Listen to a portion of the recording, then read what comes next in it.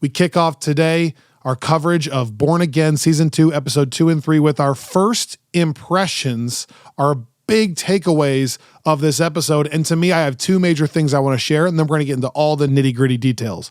One, it feels like a return to form. I don't want to beat this dead horse forever. We've talked about it so much in this podcast, but two things. Not only for Daredevil as a character, but I just want to put an emphasis on Marvel is cooking. In fact, I saw that if you go by Rotten Tomatoes scores, it's something like the last 6 projects have all had as high of a score as any era Marvel's ever had, including rivaling the 2017 era. So if you're missing out between Thunderbolts, Fantastic Four, this season of Born Again specifically, Wonder Man, and a few other things we've gotten here or there, they're just really cooking. This feels like great television, and I'll give you reasons why, but that was my main takeaway. I just loved it. My notes were in my hand, but my phone was away, and I was locked in. Yeah. I don't even know if I would say a return to form in that, like, yes, I take your point on the Rotten Tomatoes front and just the general quality, but this feels... I love what you're going to say. This season in particular feels like a whole new thing. Like, I don't think that Marvel's ever made television like this. And before everyone thinks I'm like clickbaity here, I'm not commenting on whether this is better than any other Marvel television show that's ever been released. I'm just saying I'm watching that last night, and I remember a couple years ago we had this conversation about, like, why is it that there's just something about Disney Plus shows that feels a little under what you would characterize as like a prestige show for like HBO or even some of the kind of Apple TV shows that we've talked about over the last year or two. Yep. And again, I don't think that that's necessarily a purely qualitative analysis, because I think that, like, WandaVision shouldn't really feel like that. And even Loki is kind of its own thing, although I think Loki 2 started moving more into that. But I was watching this last night.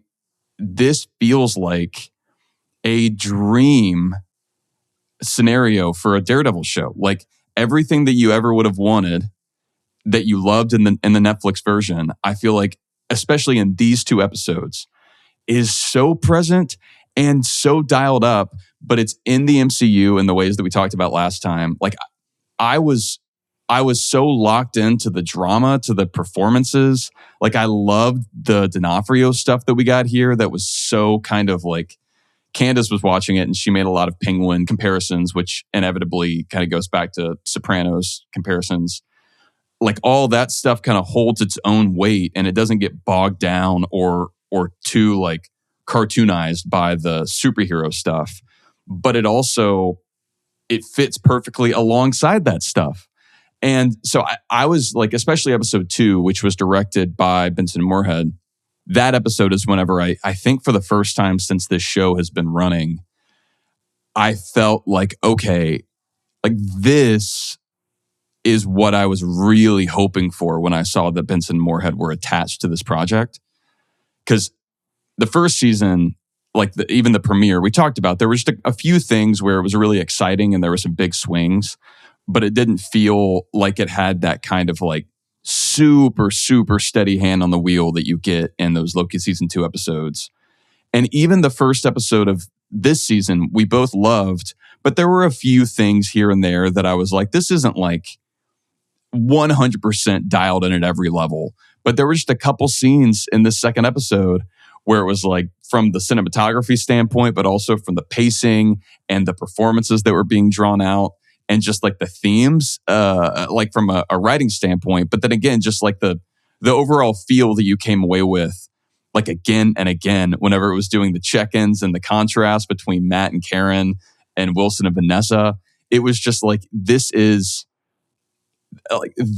episode is the best version of Marvel TV that we could be getting right now, from the best like directors that I think Marvel TV has landed on so far.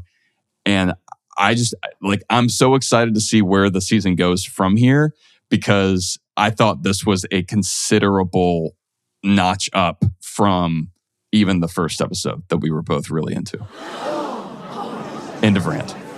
I need to get an audio cue that just goes, let him cook. Let him cook. That's what I want to hit. Like, or like the DJ do, do, do, do, do, as you're talking.